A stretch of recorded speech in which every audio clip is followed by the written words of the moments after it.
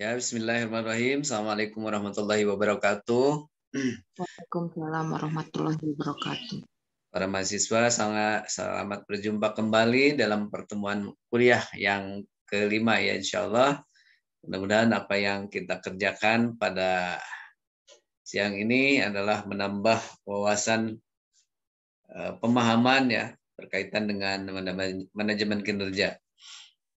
Pada kesempatan ini, pertemuan ini kita akan membahas tentang bagaimana kita memahami sikap karyawan ya. Nah, tentunya adalah dalam hal ini manajemen tetap memfokuskan adalah kewenangan manajer ya.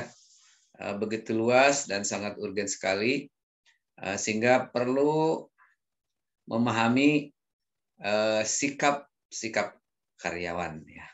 Tentunya mulai dari berbagai aspek ya, mulai dari individual dan lingkungannya yang ada di dalam lingkungan kerja, tentu akan berpengaruh terhadap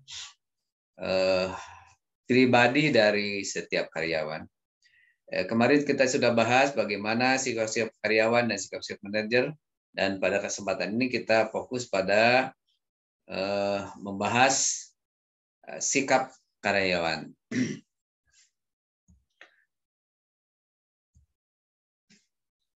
Baiklah, kita akan bahas bagaimana karyawan dalam berkinerja ya. Yang pertama ada beberapa hal yang berpengaruh bagaimana karyawan itu bisa berkembang, bisa menyesuaikan diri, bisa mengikuti, memiliki komitmen terhadap perusahaan ya. Di antaranya di sini ada variabel-variabel yang dapat mempengaruhi. Yaitu ada 3 variabel yang mempengaruhi sikap karyawan. Yang pertama variabel individu ya, atau yang bisa dikatakan dengan kata lain atribut yang harus dimiliki oleh seorang individu ya. Pertama adalah kemampuan dan keterampilan ya, atau kompetensi. Kompetensi yang harus dimiliki tentunya individu akan memberikan kepercayaan diri, akan memperlancar ya dalam melakukan pekerjaan, akan dimudahkan dalam memecahkan masalah. Tentunya kemampuan dan keterampilan sesuai atau dengan kelayakannya ya, bidang yang menjadi garapannya tentunya akan memberikan hal positif. Kemudian mental dan fisik tentunya juga ya, sesuai dengan jenis pekerjaan yang dihadapi, tentunya mental dan fisik itu berbeda. Tentunya mental dan fisik ini sesuai dengan tugas dan fungsi. Seandainya karyawan itu memiliki tugas dengan harus banyak mengeluarkan tenaga, tentunya fisik diutamakan ya. Tidak mungkin yang memiliki fisiknya lemah bisa melakukan pekerjaan ya. Contoh misalnya seorang satpam ya, tentunya harus memiliki fisik yang gagah, yang kuat, sehingga kelihatan sebagai security memiliki fisik yang baik. Begitu juga mental ya. Nah ini mental tentunya bagi ya yang memiliki fisik kurang, tapi bergelut dengan pekerjaan yang memerlukan keterampilan otak ya, pikiran. Ya, tentunya pengaruh-pengaruh dari luar lingkungan ya, misalnya menegur dari manajer dan sebagainya, tentu mental ini akan diutamakan ya, diutamakan dalam menghadapi pekerjaan. Jadi kemampuan, keterampilan ya, mental, fisik ya, ini disesuaikan dengan tugas dan fungsinya. Kemudian latar belakang. Nah, tentunya akan berpengaruh, sangat berpengaruh sekali kepada mental ya, pada sikap seseorang, di mana keluarganya memiliki ya keluarga yang tentunya tenang ya, sejuk, tentram dan sebagainya, itu akan berpengaruh terhadap sikap dari karyawan itu. Kemudian tingkat sosial. Ini juga walaupun tidak semuanya berpengaruh ya, tapi paling tidak yang memiliki ketenangan sosialnya tinggi ya, tingkat sosialnya tinggi tentunya akan memberikan ketenangan yang luar biasa. Tapi manakala bila seorang karyawan dalam tingkat sosialnya rendah ya, kemudian tertutup ya, tentunya akan berpengaruh bagaimana dia memiliki ketenangan dalam melakukan pekerjaan. Selanjutnya pengalaman. Ya, ini juga akan berpengaruh. Pengalaman yang sudah lama itu berbeda dengan yang baru ya. Lama, kalau sudah yang lama tentunya ketika menghadapi masalah-masalah yang sudah berulang, maka dia bisa jadi mudah untuk mencari solusi daripada karyawan yang masih baru. Ya, oleh sebab itu banyak perusahaan bahwa ketika menerima seorang pegawai, maka ada yang mengutamakan yang sudah berpengalaman. Karena kalau sudah berpengalaman tentunya yaitu ketika menghadapi masalah, dia akan lebih mudah menyelesaikan tugasnya. Kemudian secara demokrasis berkaitan dengan umur, ya. Ya, umur juga tentu berpengaruh, ya.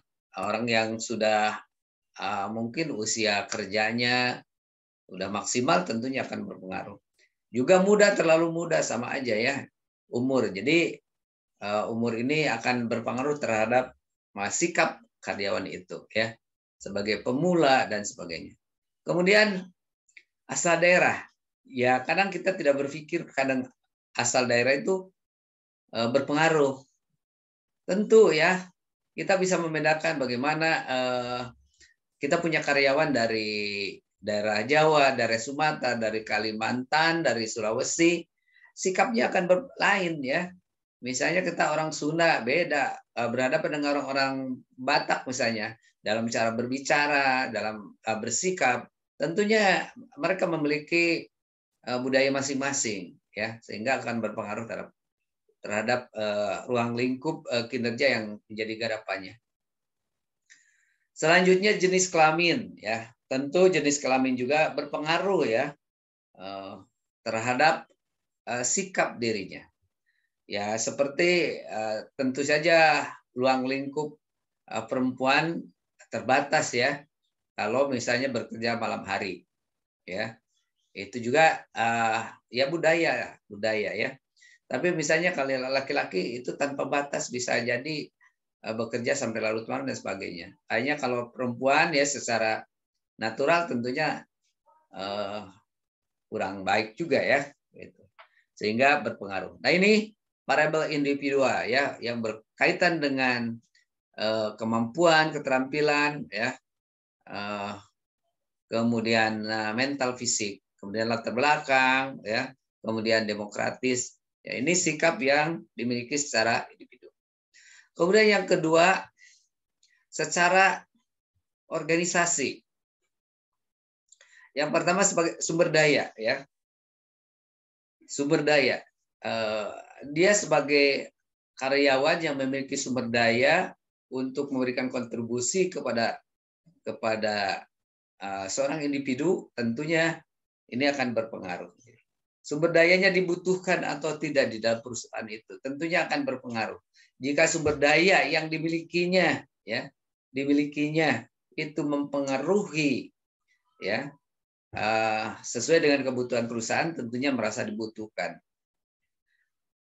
Selanjutnya kepemimpinan ya.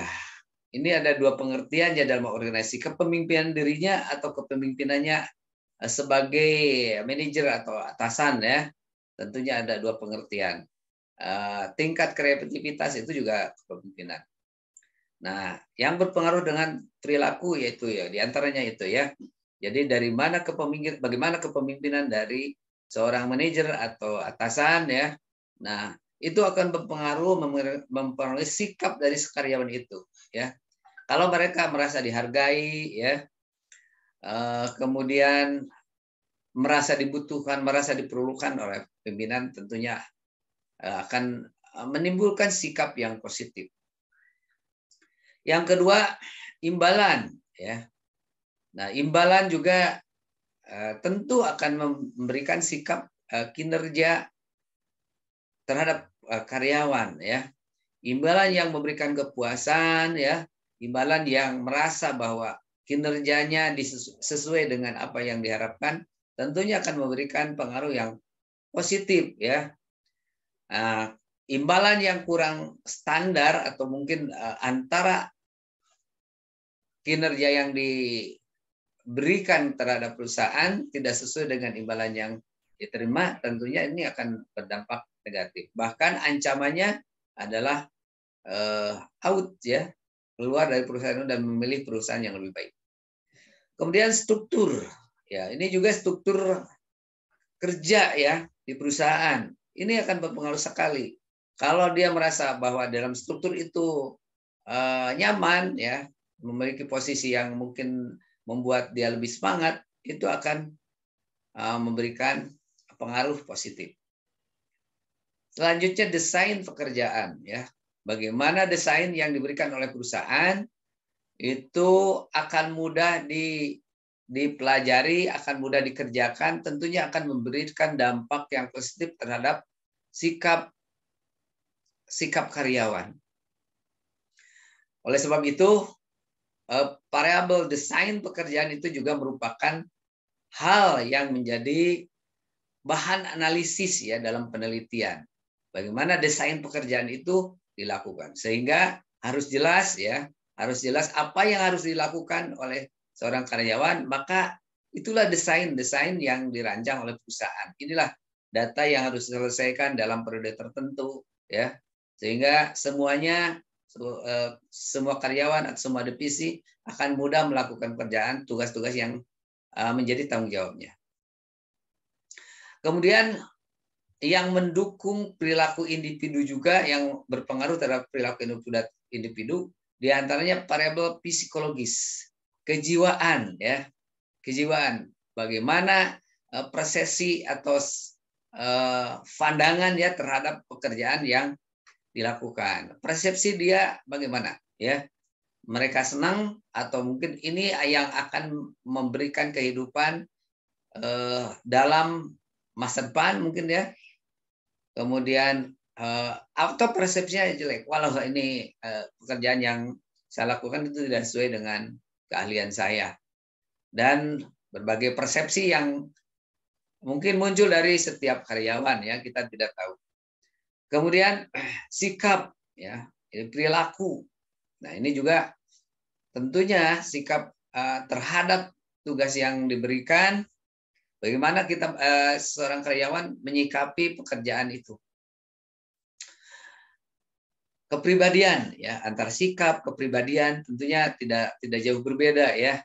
Bagaimana kepribadian yang dimiliki atau kejiwaan dari seorang karyawan tentunya akan berdampak terhadap sikap secara keseluruhan perilaku individu, ya. Kepribadiannya bagaimana, ya, seorang yang memiliki semangat tinggi, seorang yang memiliki sopan santun dan sebagainya, ya, yang berhubungan dengan kepribadian. Kemudian bagaimana motivasinya, ya, bagaimana motivasi dia sehingga bisa memberikan kontribusi yang baik terhadap perusahaan itu, ya, sehingga memberikan dampak terhadap peningkatan kinerja, ya. Ini juga yang mempengaruhi perilaku individu. Kemudian pembelajaran, ya, dalam hari ini pengetahuan yang harus ditambahkan oleh seorang karyawan. Perlulah menambah pendidikan seperti Anda sekalian ini yang mungkin sudah bekerja dan sebagainya. Pembelajaran secara terus-menerus, ya, long life of education. Terus kita belajar untuk memudahkan atau meningkatkan kemampuan kita, ya. Sehingga kesulitan, ya, hadangan dan sebagainya, karena kita memiliki wawasan dan pengetahuan yang luar biasa, maka apapun yang dihadapi tidak akan menjadi masalah, ya. Selanjutnya yang tadi yang masuk ke dalam variabel individu itu apa saja, ya.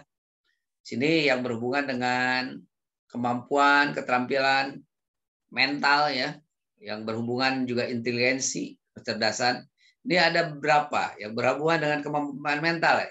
Yang pertama, yaitu keluasan dan pertimbangan kecepatan. Ya, bagaimana dia melakukan pertimbangan ya dalam menanggapi perintah-perintah dalam melaksanakan tugas-tugas. Ini yang berpengaruh terhadap kemampuan ya dan keterampilan. Yang kedua adalah kemampuan mental dalam hal kepasihan. Bagaimana seorang karyawan memiliki kemampuan ya berkomunikasi, menyampaikan kata-kata atau kalimat. Tidak semua karyawan punya keberanian untuk menyampaikan ajuan atau harapan dan sebagainya ya. Kemudian yang berhubungan dengan kemampuan dan keterampilan yang juga mental ya. Di antaranya jalan pikiran secara induktif, yaitu kemampuan memuaskan dan menguji hipotesis atau perkiraan ya terhadap dugaan yang akan dikerjakan ya. Kemudian ingatan yang luar biasa, ya memiliki kemampuan ya mengingat ya setiap hal yang menjadi batasan-batasan pekerjaan, batasan dasar yang harus ini ya yang dikerjakan tentunya akan memberikan kekuatan dalam membangun perilaku individu. Kemudian rentang ingatan ya, kemampuan mengingat yang lama gitu ya. Jadi seorang yang memiliki ingatan yang kuat ya, walaupun beberapa lama memiliki ingatan yang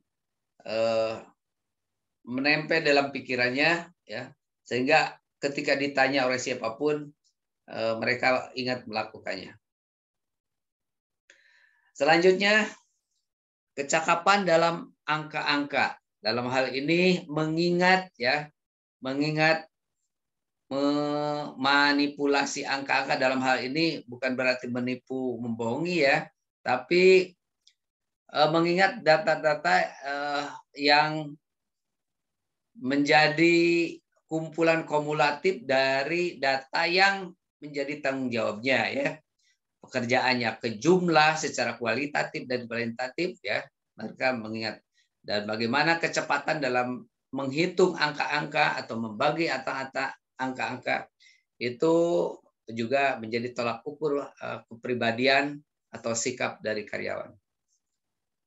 Kemudian kecepatan berpersepsi ya.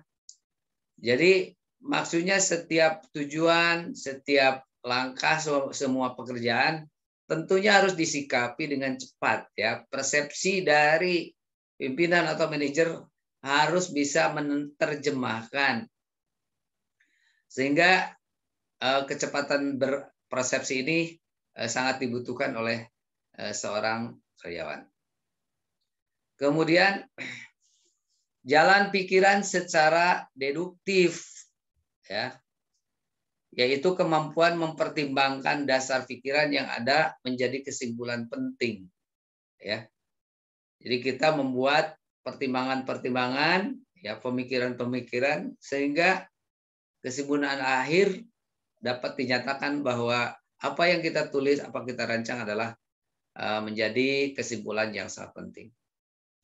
Kemudian orientasi dan visualisasi ruang, yaitu kemampuan menanggapi pola ruang dan manipulasi atau mentransformasi gambaran pola ruang. Dalam ini dimaksudkan untuk ruang-ruang tugas yang menjadi tanggung jawabnya ya, ruang lingkupnya itu harus dikuasai ya, sebagai pandangan dan pedoman dalam melakukan suatu pekerjaan.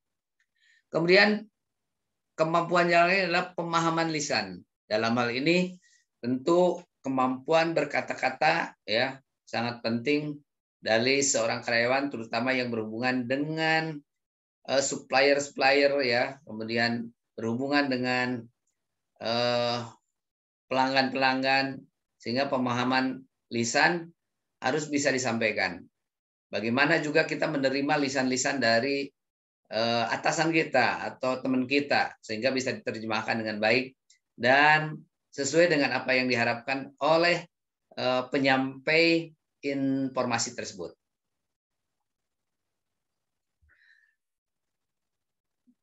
Selanjutnya yang berhubungan dengan keterampilan fisik ya.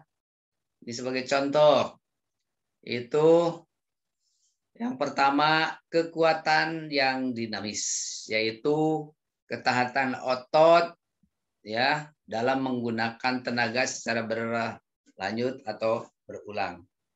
Ya, ini tentunya tadi itu ya. Jadi seorang yang di lapangan tentunya memerlukan kekuatan fisik ya otot itu ya. Kemudian seperti tenaga keamanan, security dan sebagainya. Nah, ini tentunya dibutuhkan. Kemudian tingkat kelenturan ya. Ya, tentunya juga ya alat tubuh ya. Ini yang berhubungan dengan fisik ya. Tentunya seorang yang bertugas tenaga kasar ya, ini juga hal-hal ini penting. Menurut teori ya, koordinasi tubuh nyata. Kemudian keseimbangan tubuh, stamina, ya ini yang berhubungan dengan fisik-fisik semuanya. Ya, tentunya sebetulnya bukan saja di yang tenaga lapangan ya, termasuk kita di ruang kantor juga kekuatan-kekuatan ini dibutuhkan karena akan membantu kita daya pikir kita akan luar biasa. Kemudian yang berhubungan dengan variabel psikologis ya. Variabel ini dimaksudkan untuk memahami dan menelusuri berbagai aspek dan indikator terhadap seluk-beluk variabel psikologis seperti yang tadi disampaikan ya, persepsi, sikap, kepribadian ya. Ini perlu ya, yang menjadi tugas sulit katanya yang besar. Nah, sikap, kepribadian, persepsi dari seorang karyawan tentunya ya kita harus memahaminya ya. Atau posisi kita sebagai karyawan bagaimana persepsi kita terhadap pekerjaan ini ya. Terus bagaimana menyikapi pekerjaan terhadap tugas ini dan bagaimana kepribadian kita diperlihatkan untuk melakukan pekerjaan. Yang selanjutnya persepsi. Apa sih persepsi? Di sini dijelaskan bahwa persepsi adalah proses kognitif atau pemikiran ya yang digunakan oleh seseorang untuk menafsirkan dan memahami lingkungan sekitarnya. Nah, persepsi ini bagaimana kita memahaminya ya terhadap informasi apa yang kita lihat, dengar ya sehingga kita akan mengeluarkan persepsi kita terhadap objek yang menjadi bahan sorotan yang kita lihat, dengar dan kita saksikan ya. Kemudian ini ada beberapa hal tentang proses terjadinya persepsi ya. Jadi bagaimana persepsi itu muncul diantaranya ini ada stimulus ya. Stimulus diantaranya katanya dicontohkan sistem imbalan organisasi gaya persuasi yang digunakan oleh penyelia arus pekerjaan ya. Kemudian diobservasi atau distimulasi sehingga terjadi yang pertama terjadi proses persepsi pengorganisasian dan penerjemahan.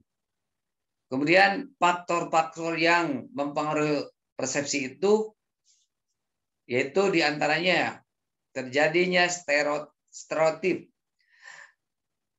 kepandaian menyaring, ya, konsep diri, kebutuhan, emosi, ya. Nah ini yang akan mempengaruhi persepsi-persepsi itu. Dan selain itu digunakan evaluasi atau penafsiran kenyataan dari pengaruh-pengaruh tadi ya, maka terjadi evaluasi dan penafsiran kenyataan dari pandangan tersebut, maka muncullah ya perilaku tanggapan. dan pembentukan sikap yang pada akhirnya bermuara kepada kinerja yang diharapkan. Nah, ini proses terjadinya persepsi yang terjadi dialami oleh karyawan. Kemudian persepsi tentang organisasi atau perception organization, yaitu dimaksudkan salah satu elemen yang paling penting dari prinsip organisasi tentang persepsi, yaitu kecenderungan mempolakan stimulus ya dalam hubungan yang dinamakan hubungan gambar dan latar belakang ya atau picture ground untuk bisa menjadi tentang hal tersebut. Tidak semua stimulus mencapai kesadaran pemahaman seseorang dengan desain yang sama. Jadi persepsi tentang organisasi ini berhubungan dengan psikologis yang ada pada diri karyawan itu sendiri ya. Bagaimana mendapatkan stimulus atau rangsangan ya yang berhubungan dengan gambar atau latar belakang. Tentunya apa yang diterima oleh informasi-informasi yang diterima ya berhubungan dengan gambar ya. Dalam hal ini gambar di sini adalah tugas-tugas kerja ya. Kemudian latar belakang. Kemudian perbedaan persepsi dan perilaku. Ini ada perbedaan ya. Persepsi dan perilaku. Nah, di antaranya di sini ada bagaimana tanggapan persepsi manajer ya. Bahwa katanya karyawan bebas mengambil keputusan ya. Sedangkan persepsi dari karyawan adalah saya tidak diberi kebebasan untuk mengambil keputusan. Nah, ini persepsi dan pandangan ya atau perilaku. Kemudian perilaku manajer ya tidak peduli tentang kebebasan yang diberikan kepada karyawan, tidak peduli. Tapi bagaimana tanggapan karyawan yaitu merasa tidak diperdulikan ya dan tinggal di rumah misalnya ya. Kemudian di sisi lain perilaku manajer bingung karena catatan keabsenan karyawan. Dalam hal ini mungkin bukan catatan-catatan yang dilakukan oleh karyawan. Tapi bagaimana tanggapan perilaku karyawan? Percaya bahwa tak seorang pun peduli. Percaya bahwa mereka merasa bahwa tidak peduli. Maka sikap di sini ya dari sikap manajer dan sikap karyawan akan berbeda pandangan. Nah, ini yang disebutkan persepsi. Persepsi dari manajer dan persepsi dari karyawan berbeda. Manajer memberikan kebebasan, tapi karyawan merasa bahwa tidak diberi kesempatan untuk mengambil keputusan. Sehingga dari situ akan terbentuk sebuah perilaku ya, perilaku dari karyawan. Nah, demikian. Selanjutnya, beberapa contoh yang menunjukkan bagaimana persepsi mempengaruhi perilaku. Ini ada poin-poin. Yang pertama, dikatakan bahwa manajer yakin bahwa pegawai telah diberi kesempatan menggunakan keputusan ya, atau judgment tentang bagaimana melakukan pekerjaan, sedangkan pegawai merasa tidak sama sekali ya, tidak sama sekali ya. Nah, ini ya perbedaan persepsi. Tidak mempunyai keluasan untuk mengambil keputusan. Yang tadi itu ya dari gambar, ya penjelasan dari gambar. Kemudian yang kedua, seorang bawahan menanggapi permintaan atasannya didasarkan atas pemikiran apa yang ia dengar dari atasannya, bukan atas apa yang sebenarnya diminta. Nah, ini juga jadi salah paham artinya ya. Persepsi karyawan dan persepsi manajer berbeda. Kemudian manajer beranggapan hasil produksi yang dijual mempunyai kualitas tinggi. Nah, tetapi konsumen mengeluh karena barang tersebut pembuatannya sangat buruk. Ada juga konsep pemikiran ya, persepsi dari ini berbeda. Seorang pegawai dinilai oleh rekan kerjanya sebagai orang yang bekerja keras dan berusaha bersungguh-sungguh. Dan rekan kerja lain menilainya sebagai pekerja malas yang tidak mau. Nah, ini perbedaan-perbedaan persepsi ya. Kemudian wiraniaga memandang kenaikan upahnya sebagai tidak adil. Sedangkan manajer memandang kenaikan gaji tersebut sudah suatu kenaikan yang wajar. Nah, dua persepsi yang berbeda. Kemudian seorang pegawai memandang kondisi kerja yang ada sangat buruk. Ya, sedangkan rekan sekerja di seberangnya, di sampingnya menganggap bahwa kondisi kerja yang dapat menyenangkan. Nah, ini bisa dilihat dari dua masalah dari sisi kacamata manajer dan kacamata karyawan. Ya, jadi persepsinya berbeda terhadap objek yang sama. Ya, jadi bagaimana kita menyikapi hal ini? Tentunya alat komunikasi yang kita gunakan tentunya harus berjalan dengan baik. Ya, komunikasi horizontal, komunikasi vertikal, ya, dan komunikasi menyilang itu tentunya harus berjalan dengan baik sehingga tidak ada loss komunikasi. Jadi kita melakukan hubungan di antara semua segi ya dalam memberikan komitmen terhadap apa yang akan kita lakukan dalam perusahaan. Nah, ini sering terjadi di perusahaan-perusahaan hubungan antara karyawan kemudian manajer, karyawan dengan karyawan sering terjadi salahnya persepsi sehingga ya akan menjadi masalah ya terhadap hasil kinerja kita. Kemudian 3 komponen sikap ya dijelaskan di sini ada 3 komponen sikap yang berhubungan stimulus, sikap dan hasil ya. Yang pertama stimulus atau rangsangan faktor lingkungan kerja. Yang tadi telah dijelaskan yang mempengaruhi stimulus sikap diantaranya desain pekerjaan, kemudian gaya manajer, ya, kebijaksanaan perusahaan, teknologi, upah, tunjangan yang berhubungan dengan lingkungan. Kemudian yang berhubungan sikap, ya, apeksi atau afektif atau sikap, ya, kognisi pengetahuan, ya, dan perilaku. Dan pada akhirnya, ya, menjadi hasil tanggapan-tanggapan yang dilalui oleh dua komponen ini. Yang pertama adalah tanggapan emosional, ya, pernyataan tentang suka atau tidak sukanya terhadap apa yang disampaikan atau apa yang dilakukan atau apa yang ditugaskan. Kemudian tanggapan persepsi, pernyataan tentang keyakinan, dan kemudian tanggapan tindakan, pernyataan tentang perilaku, ya.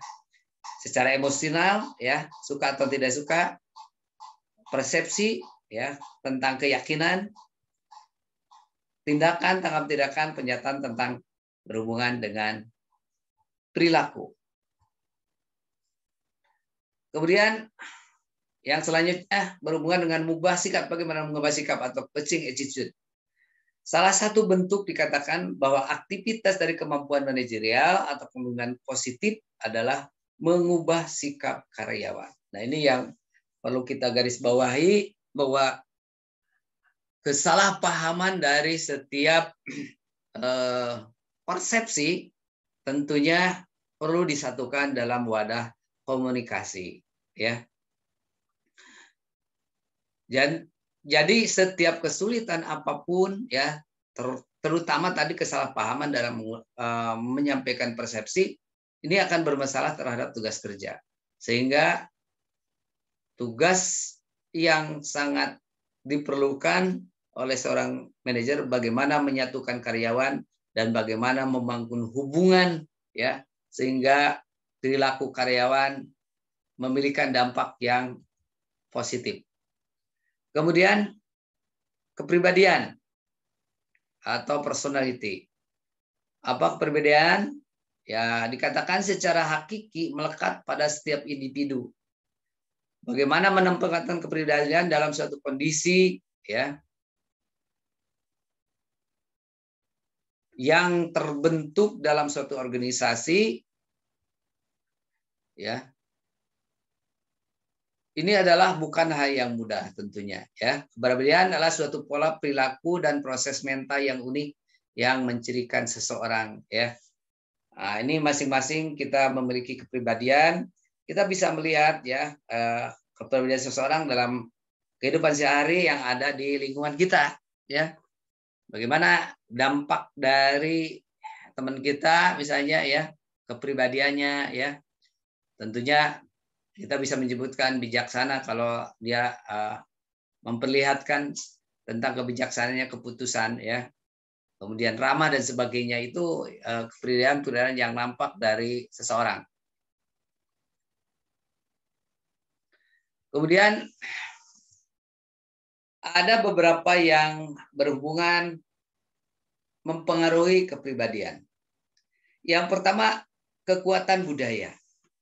Budaya lingkungan ya. Bagaimana membentuk budaya terutama yang berhubungan dengan semangat kerja ya. Nah, lingkungan-lingkungan yang membentuknya, bagaimana budaya disiplin, budaya semangat dan sebagainya tentunya akan berpengaruh terhadap kepribadian. Kemudian ada lagi faktor berhubungan dengan kekuatan faktor keturunan. Nah, ini juga walaupun tidak semuanya berpengaruh ya, tapi paling tidak keturunan akan memberikan dampak ya, karena akan membentuk di kepribadian lingkungannya ya, sehingga contoh atau role model dari keluarga itu akan membekas sekali ya dalam tubuh seseorang. Kemudian kekuatan kelas sosial dan kekuatan dari keanggotaan kelompok ya. Walaupun ini tidak semuanya berpengaruh, tapi paling tidak berbeda. Orang yang sudah memiliki kemapanan di dalam keluarga dengan yang kurang, walaupun tidak semuanya juga ya. Misalnya seseorang yang sudah mapan di keluarga kan tenang ya, sehingga dia bekerja dengan baik. Nah, walaupun di sisi lain tentu orang yang memiliki kekuatan sosial atau kelas sosial rendah bisa juga dia termotivasi untuk bekerja dengan keras ya untuk memperoleh hal baik. Tapi paling tidak ya yang memiliki kekuatan kelas sosial yang tinggi itu lebih umum, tidak begitu berharap banyak terhadap upah. Dia hanya memiliki kesenangan dalam bekerja. Nah, berbeda dengan sisi lain ya. Yang selanjutnya yang keempat yang mempengaruhi kepribadian individu adalah kekuatan hubungan keluarga. Ya. Nah, ini kekuatan hubungan keluarga di antara ya kita tidak tahu bagaimana seseorang karyawan memiliki hubungan yang baik. Ya, tentunya kita mendengar dari cerita-ceritanya, punya kakak, punya adik dan punya orang tua ya. Kita bisa mendengar bagaimana ketika dia bekerja kemudian menyampaikan sesuatu bahwa keluarga saya mungkin sedang ada kegiatan ya, kegiatan pribadi. Nah, tentunya kalau dia punya perhatian, respect ya. Jika misalnya keluarganya hajatan atau sakit dan sebagainya, kita bisa menyaksikan. Ya, tapi kalau misalnya dia cuek-cuek saja ketika keluarganya sedang ada kegiatan yang seharusnya dihadiri, nah ini memiliki ya kelemahan dalam membangun hubungan dengan keluarga ya.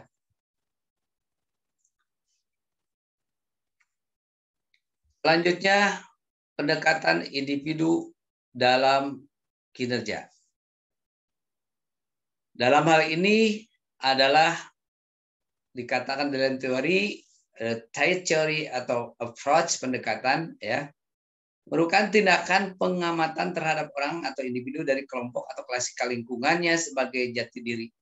Ya, dalam hal ini tentunya kita kalau melihat seseorang atau karyawan atau siapapun ya, tentunya di dalam lingkungan itu kelihatan sekali bagaimana dia bisa bergaul dan sebagainya. Dan itu merupakan kepribadian sebagai jati diri yang dimunculkan dalam cara bergaul dalam kehidupan sehari-hari. Kemudian di sini ada ciri atau juga sifat ya. bisa diartikan sebagai kecenderungan yang dapat diduga dan mengarahkan perilaku individu berbuat dengan cara yang konsisten, ya, konsisten dari pekerjaan yang khas, ya. Dalam hari ini dimaksudkan bahwa seseorang memiliki sifat atau karakter, ya, yang menjadi khas yang dimiliki oleh dia sendiri. Kemudian penjelasan lain bahkan ada yang berpandangan bahwa ciri atau karakter atau atribut memberikan pandangannya bahwa ciri merupakan bagian yang bisa membentuk kepribadian, ya, petunjuk dalam tindakan, ya, dan sumber komunikasi individu. Ya, ini ya. Jadi ciri atau karakter yang dimiliki individu, ya, merupakan yang membentuk kepribadian itu sendiri, ya, sehingga menampakkan dalam tindakan, ya, terutama bagaimana komunikasi dia dengan lingkungannya.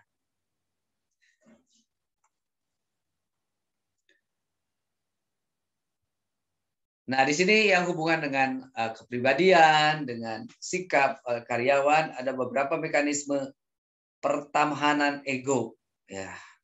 Yang pertama, ya, rasionalisasi, yaitu berusaha membenarkan perilaku orang, ya, sebagai perilaku yang rasional dan dapat dibenarkan, ya.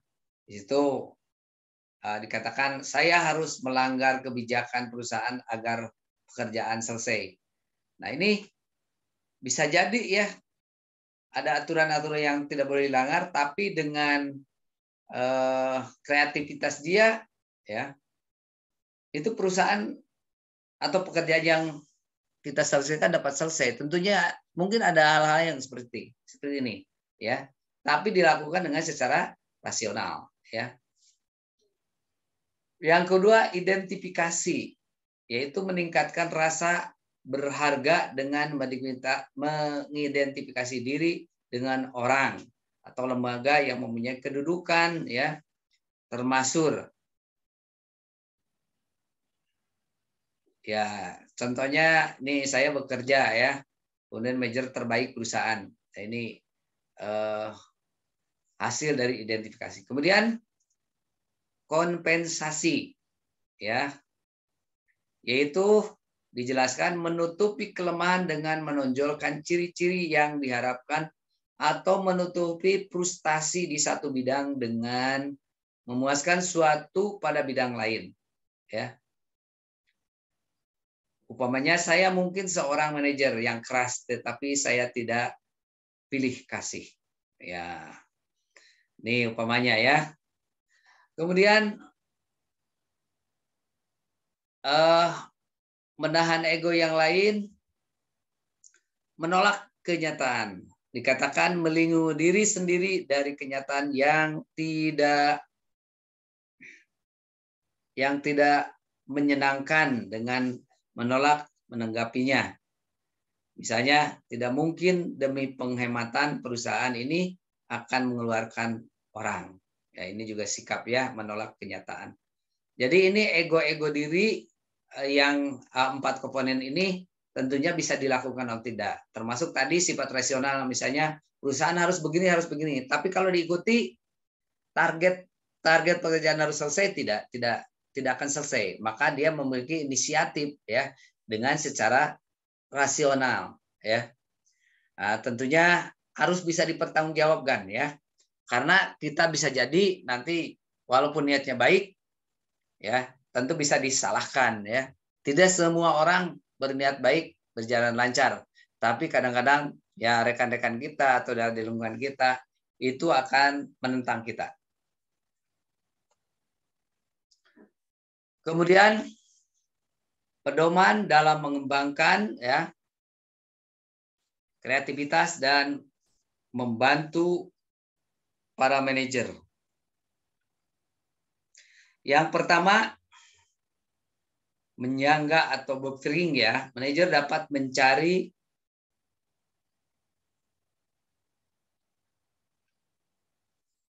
Mencari cara untuk menerapkan resiko keputusan kreatif. Yang kedua, waktu senggang organisasi, ya, atau organization time out.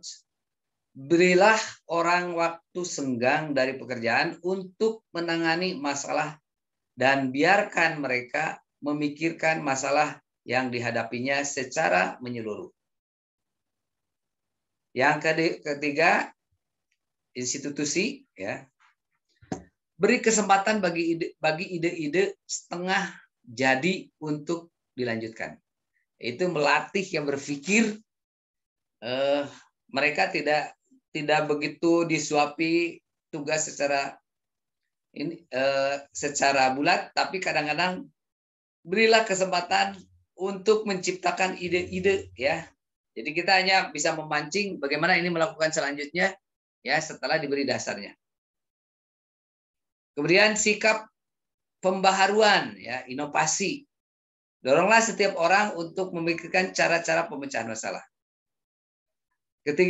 Kelima, struktur organisasi yang inovatif. Biarkan para manajer atau karyawan, ya, bertemu, berhubungan, berkomunikasi sehingga mereka terjalin hubungan yang baik.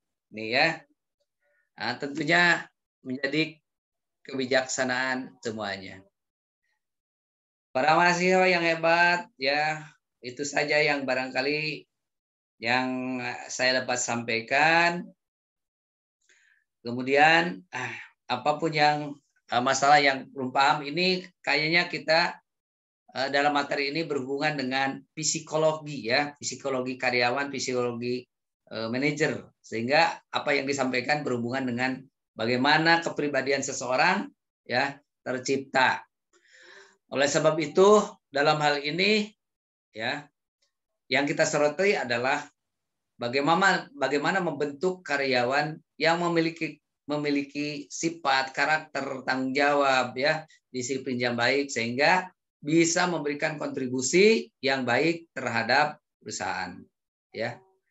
Sini saya bikin kalimat yang moto, ya. Sikap akan terlihat dari hasil perbuatan. Orang lain merasa senang menunjukkan sikap kita benar. Nah, ini perlu dievaluasi bagaimana kita ini di dalam lingkungan.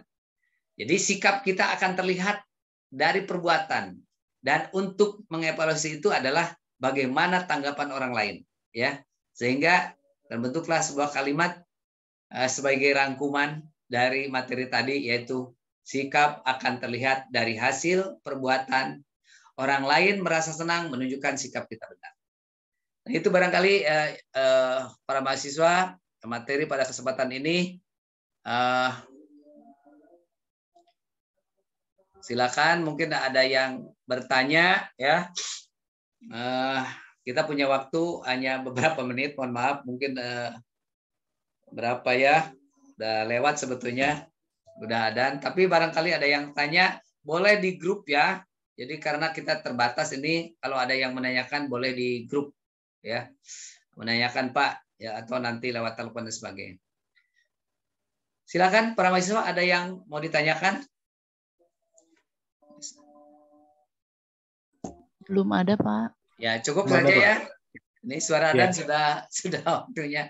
Jadi kita memang terbatas sekali. Jadi mohon maaf para mahasiswa.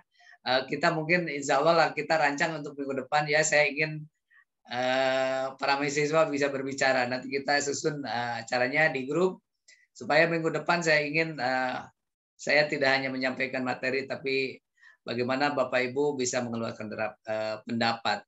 Terima kasih semuanya, ya. Ini saya begitu pasif, hanya saya yang berbicara, Bapak Ibu hanya mendengarkan, ya. Mohon maaf karena memang waktu kita sangat terbatas. Terima kasih. Mudah-mudahan kita tetap diberi kesehatan. Mudah-mudahan apa yang kita dengar, apa yang kita pelajari pada saat ini menambah kebahagiaan buat kita. Mohon maaf. Terima kasih. Assalamualaikum warahmatullahi wabarakatuh. Waalaikumsalam warahmatullahi wabarakatuh. Terima kasih, Terima kasih, Pak. Ya.